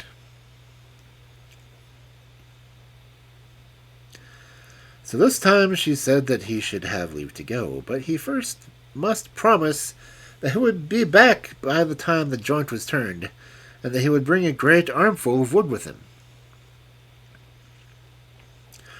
No sooner had Minnikin gone down to the strand than the troll came rushing along with a great whistling and whirring, and he was twice as big as the first troll, and he had 10 heads. Fire! Shrieked the troll. "Fire yourself," said Minnikin. Can you fight? Roared the troll. "If not, I can learn," said Minnikin. So the troll struck at him with his iron club, which was still bigger than the first troll had had, so that the earth flew 10 yards up into the air. "Fie," said Minnikin. "That was not much of a blow. Now you shall see one of my blows." Then he grasped the sword and struck at the troll, so that all 10 heads danced away over the sands. And again the king's daughter said to him, "Sleep a while on my lap." and while Minnikin lay there, she drew some silver raiments over him. As soon as Ritter Red saw that there was no longer any danger afoot, he crept down from the tree and threatened the princess, until she at last again was forced to promise to say that it was he who had rescued her, after which he took the tongue and the lungs from this troll and put them in his pocket handkerchief, then conducted the princess back to the palace. There was joy and gladness in the palace, as can be imagined, and the king did not know how to show enough honor and respect to Ritter Red.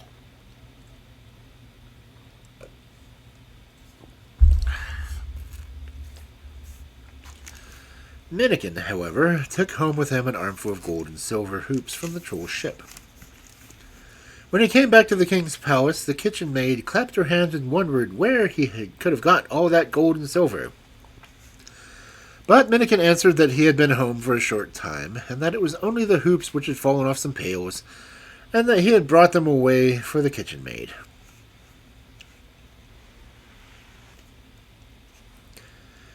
When the third Thursday evening came, everything happened exactly as it had happened the former 2 occasions.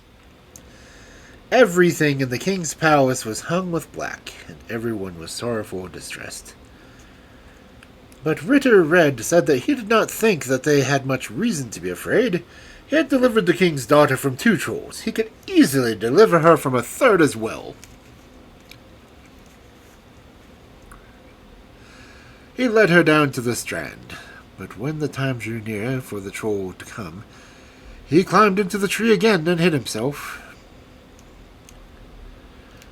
The princess wept and entreated him to stay, but all to no purpose. He stuck to his old speech. "It is better that 1 life should be lost than 2.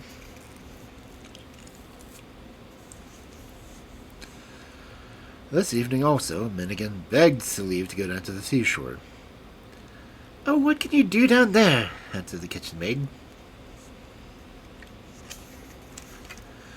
However, he begged until at last he got leave to go, but he was forced to promise that he would be back in the kitchen again when the roast had to be turned. Almost immediately after he got down to the seashore, the troll came with a great whizzing and whirring, and, as before, much, much bigger than the other 2 former trolls. He had 15 heads.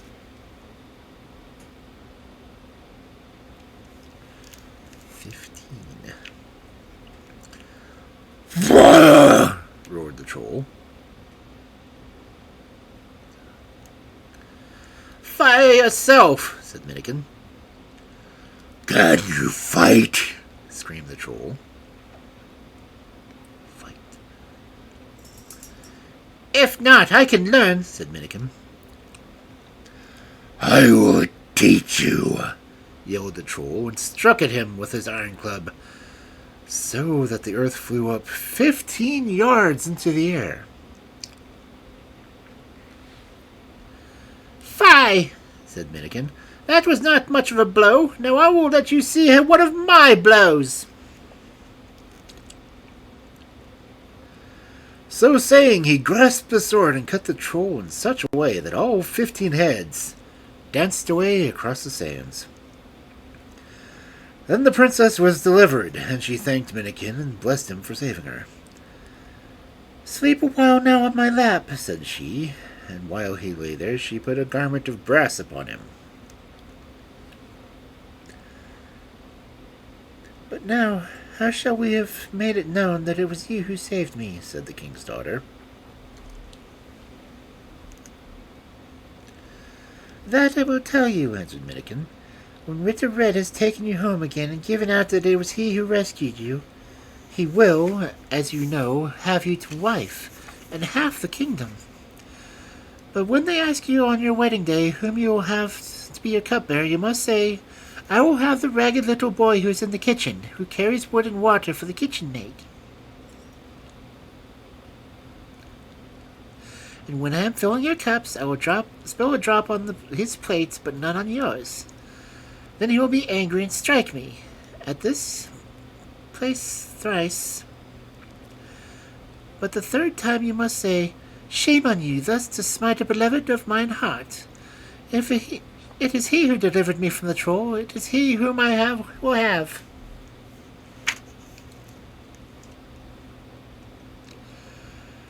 Then Minnikin ran back to the king's palace as he had done before.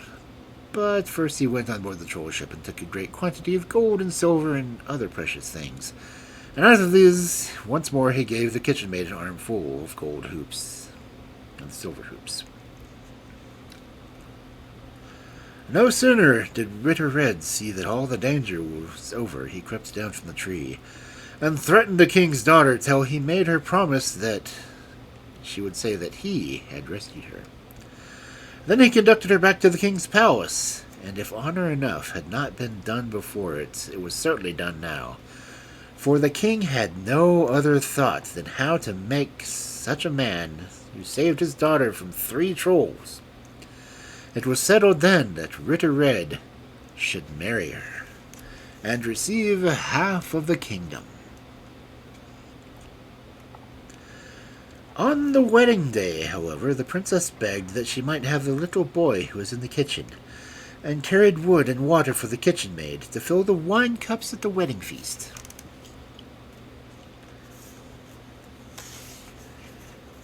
Oh, what can you want with that ragged boy in here? Said Ritter Red. But the princess said that she insisted on having him as cupbearer, and would have no one else. And at last she got leave, and then everything was done as had been agreed on between the princess and Minnikin. He spilt a drop on Ritter Red's plate, but not upon hers. And each time that he did it, Ritter Red fell into a rage and struck him. At the first blow, all the ragged garments which he had worn from the kitchen fell off Minnikin. At the second blow, the brass garments fell off. At the third, the silver raiment. There he stood in the golden raiment, which was so bright and splendid that the light flashed from it. Then the king's daughter said, Shame on you thus to smite my beloved of my heart. It is he who delivered me from the troll. It is he whom I shall have.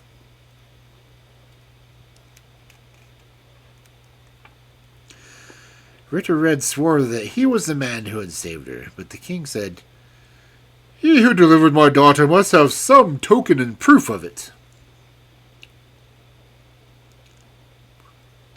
So Ritter Red ran off once more his handkerchief with the lungs and tongue, and Minnikin went and brought all the gold and silver and precious things which he had taken off the troll's ships, and they each of them laid them before the king. He who has such precious things in gold and silver and diamonds, said the king, must be the one who killed the troll, for such things are not to be had anywhere else. So Ritter Red was thrown into a snake pit. And Minnikin was to have the princess and half the kingdom. One day the king went out walking with Minnikin, and Minnikin asked him if he had ever had any other children. Yes, said the king, I had another daughter, but the troll carried her away because there was no one who could deliver her. You are going to have one daughter of mine, but if you can set the other free, who has been taken by the troll, thou shalt willingly have her too, and the other half of the kingdom as well.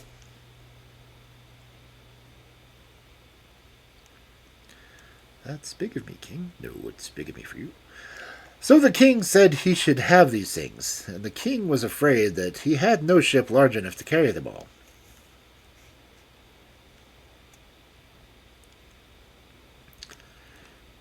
I skipped a section. Anyway. But I have a ship of my own, said Minnikin, and he took the one which the old woman had given him out of his pocket.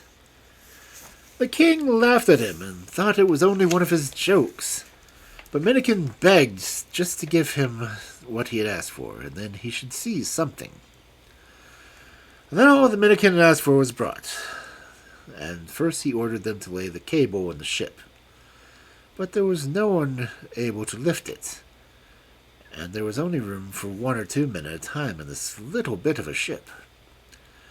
Then Minnikin himself took hold of the cable and laid one of the 2 links of it in his ship.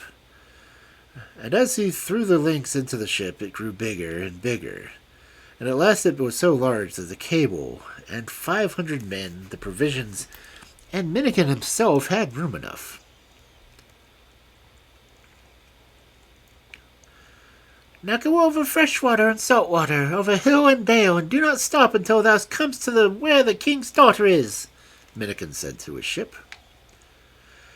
And off it went in a moment over land and water, till the wind whistled and moaned all around it.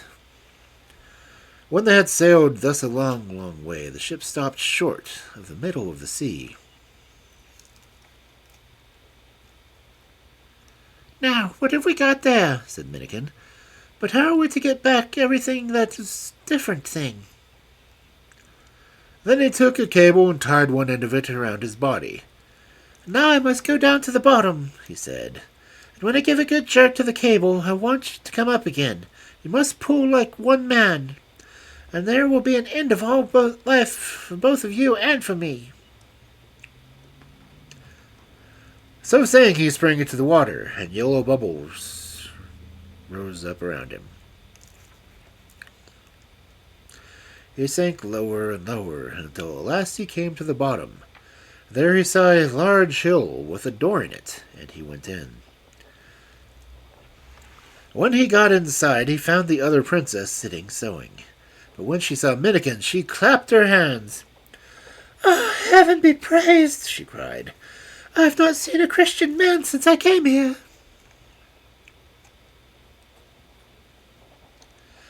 "I have come for you," said Minnikin. "Alas, you will not be able to get me," said the king's daughter. "It's no use to even think of that. If the troll catches sight of you, he will take your life." "You had better tell me about him," said Minnikin. "Where is he gone? It would be amusing to see him." So the king's daughter told Minnikin that the troll was out trying to get hold of someone who could brew 100 lasts of malt in one brewing. For there was to be a feast at the troll's, at which less than that would not be drunk. "I can do that," said Minnikin. "Ah, if only the troll were not so quick-tempered, I might have told him that," answered the princess. "He is so ill-natured that he will tear you to pieces, I fear, as soon as he comes in. But I will try to find some way of doing it. Can you hide yourself in the cupboard, and then we will see what happens." Minnikin did this, and almost before he crept into the cupboard and had hidden himself, In came the troll. "What a smell of Christian man's blood," said the troll. "Yes, a bird flew over the roof with a Christian man's bone in his bill and let it fall down our chimney," answered the princess. "I made haste enough to get it away again, but it must be that which smells, notwithstanding." "Yes, that must be it," said the troll. Then the princess asked if he had got a hold of anyone who could not brew 100 lasts of malt in one brewing. "No, there's no one who can do it," said the troll. "A short time since there was a man here who said he could do it," said the king's daughter. "How clever you always are," said the troll. "How could you let him go away? You must have known I was just wanting that kind of man." "Well, but I didn't let him go after all," said the princess. "But father is so quick-tempered, so I hid him in the cupboard. But if father has not found anyone, then the man is still here." "Let him come in," said the troll.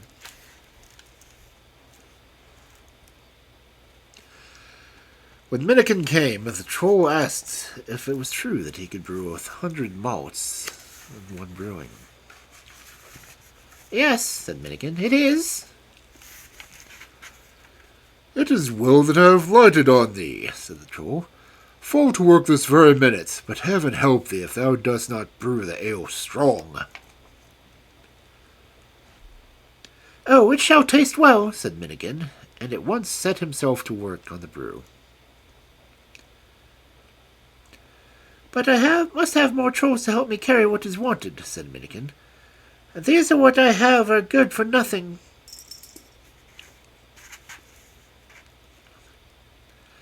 So he got more, and so many that there was a swarm of them. And then the brewing went on. When the sweet wort was ready, they were all, as a matter of course, anxious to taste it. First the troll himself, and then the others. But Minnikin had brewed the wort so strong that they fell down dead like so many flies as soon as they had drunk any of it. At last there was no one left but one wretched old hag who was lying behind the stove. Poor old creature," said Minnikin. "You shall have a taste of the wort too, like the rest." So he went away and scooped a little from the bottom of the brewing vat in the milk pan and gave it to her. And then he was quit of the whole of them.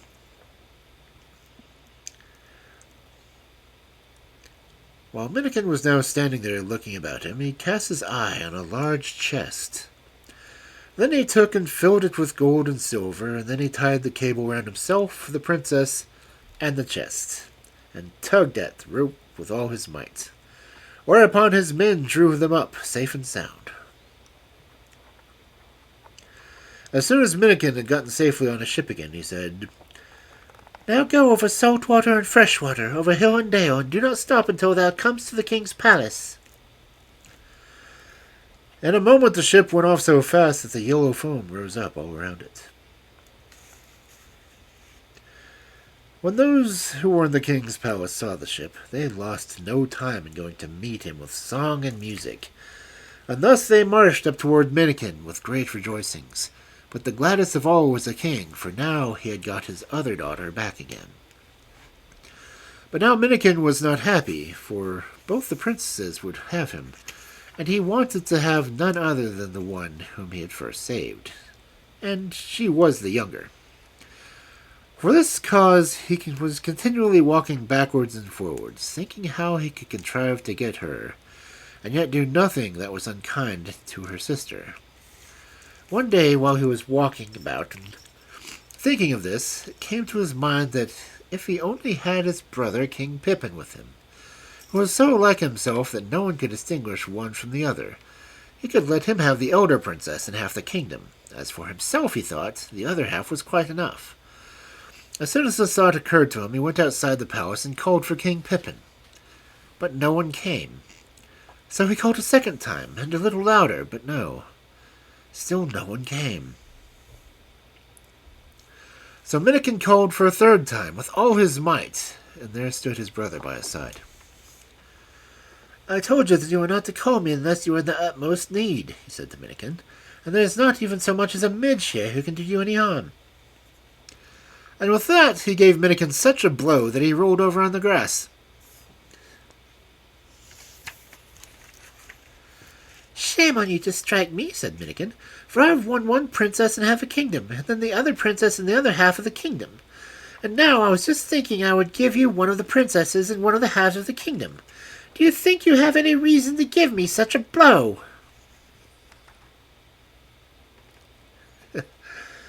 When King Pippin heard this, he begged his brother's pardon, and they were reconciled at once and became good friends. Now, as you know, said Minnikin, we are so much like each other that no one can tell us apart from the other. So just change clothes with me and go up to the palace. And then the princesses will think that I am coming in, and the one who kisses you first shall be yours, and I will have the other. For he knew the older princess was the stronger, so he could very well guess how things would go. King Pippin at once agreed to this. He changed clothes with his brothers and went into the palace. And when he entered the palace apartments, they believed that he was Minnikin, and they both ran up to him at once. But the elder, who was bigger and stronger, pushed her sister aside and threw her arms around King Pippin's neck and kissed him. So he got her to wife, and Minnikin, the younger sister. It will be easy to understand that 2 weddings took place, and they were so magnificent that they were heard and talked about all over the other 7 kingdoms.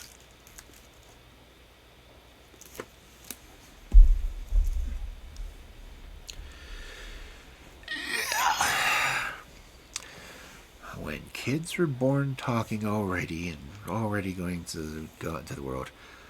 That was actually a Norwegian folktale. Because that was from the Jorgensen and Moe. So I did actually recognize which one it was. But it's almost 11.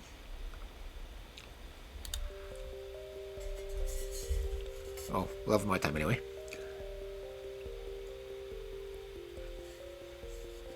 I still got that creepy music going on. Thank you everyone who came in. And now we get to find someone to raid. If anyone has any suggestions, by all means, toss them out now.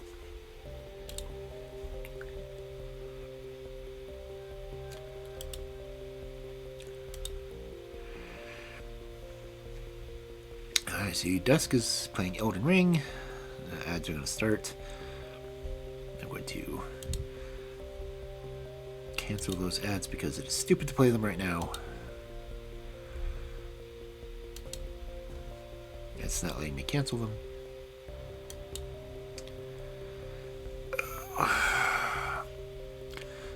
But again, if anyone has any raid suggestions, as I see Dusk on, who else is on? AB's not on. Doctor's not on. Matsu, nope. Sammy, nope. Oni, Oni's on.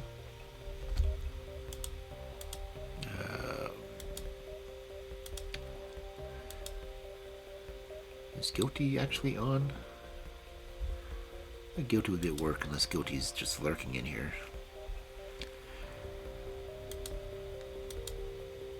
It's Friday. Why would Guilty be at work? And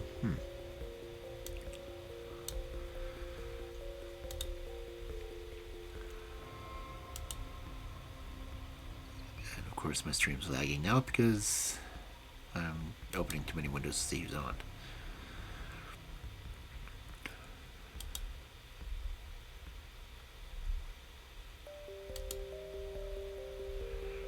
Any readers on? Oh, Legacy's on.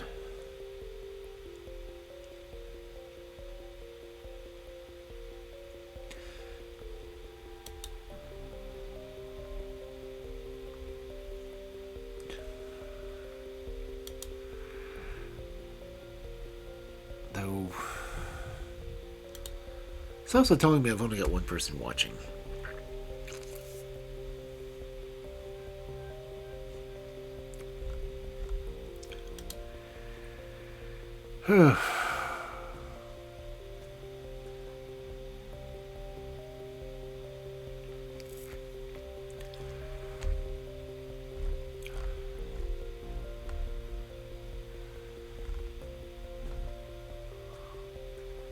It lies. Good.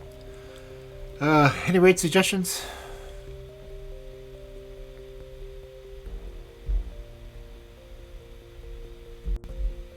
Okay, guilty is on. Well, not guilty. I hear Oni. Where's Oni? Oni's Scarlet and Violet. Cool.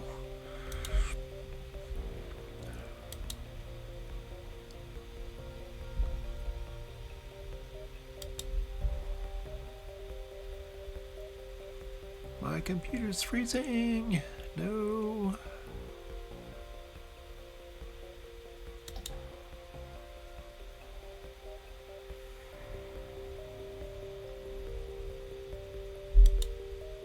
Reeve is on.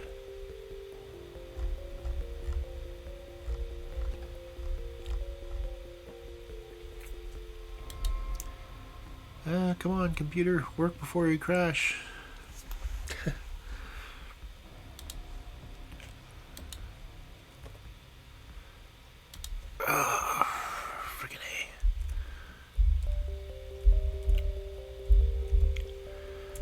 Forward message. Subscriber raid message.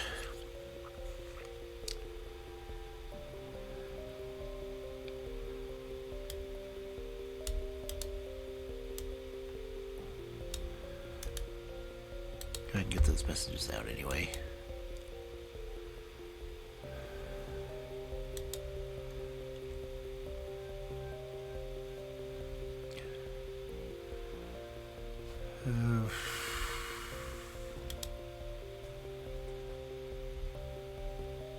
Man, I can't open any other windows to see who else is doing what. Damn this old computer.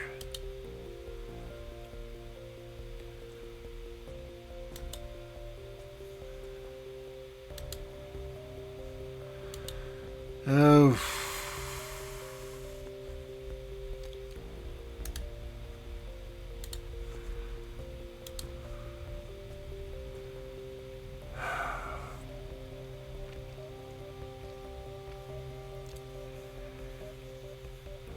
It's not letting me check anyone else.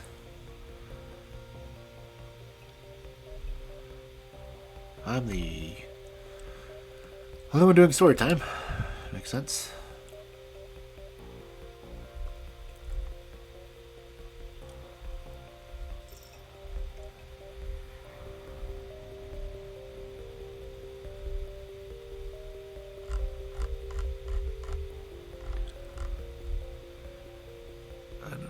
He's doing. Let me open the damn frame.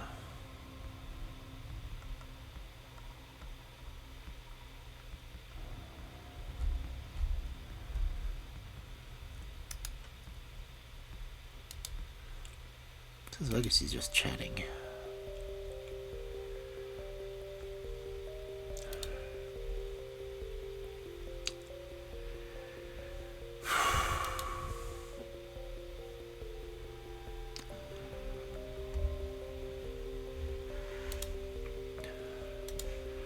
Come on, computer. Stop doing this to me.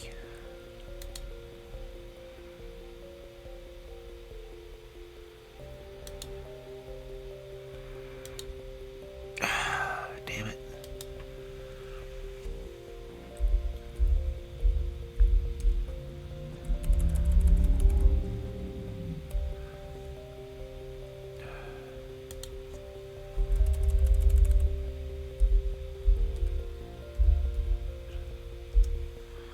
Okay, it's not going to let me type now.